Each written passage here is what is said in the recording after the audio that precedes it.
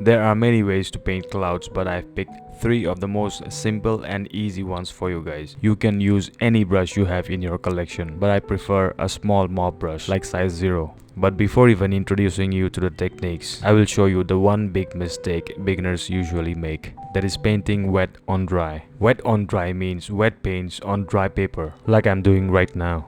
So the first technique is imagine the clouds, paint the shadows of those clouds, and then paint the sky cutting the clouds. And this we call negative painting. But I'm doing it all intentionally incorrect just to show you what you shouldn't be doing. Painting a beautiful sky wet on dry is almost impossible. I guess only a few can pull that off. This is because the pigment just won't flow on its own when the surface is dry. We want watercolor to flow on its own and show its magic. And that happens when the surface is wet and you put wet paints over it. Alright, let me show you with an example.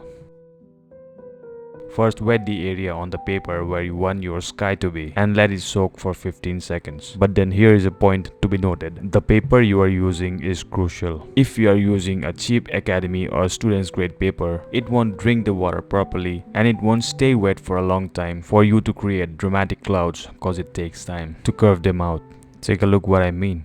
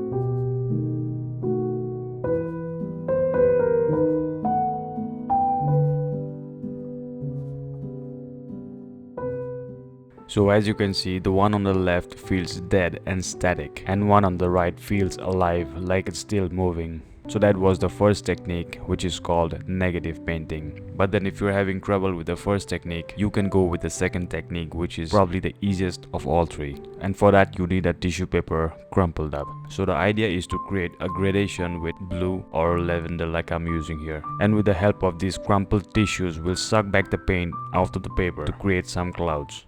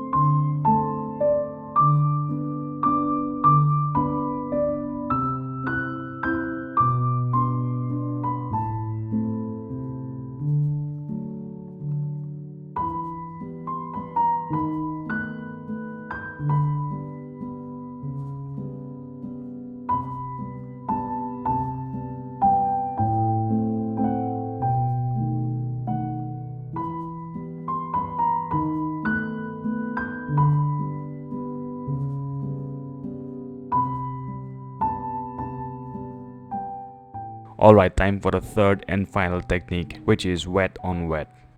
Here we create a gradation just like the second technique, but this time you are free to paint with any color you want. Like from the top we start with lavender and start adding red, orange and yellow to the same mixture. And once we finish painting the first layer, we'll top it up with a dark blue color, which is a combination of neutral tint and lavender. In watercolor, the sky is not just a background, it's the soul of the painting. If the sky feels alive, the whole painting breathes. You can paint the most beautiful trees, buildings, or figures, but if the sky is dead, everything else collapses. The sky sets the mood, the atmosphere, the story. Without it, your painting has no heartbeat. Collect all your gear, sit back, relax, and watch this video over and over again. And practice so hard on this one topic so that painting beautiful skies become your second nature. And you don't have to look for any other video on YouTube ever again. And if you're struggling to paint any other subject, let me know in the comment section below. I'll definitely do something about it. Alright folks, I'll see you in the next one. Till then, stay safe. But don't forget to watch the rest of the video. It's important for you.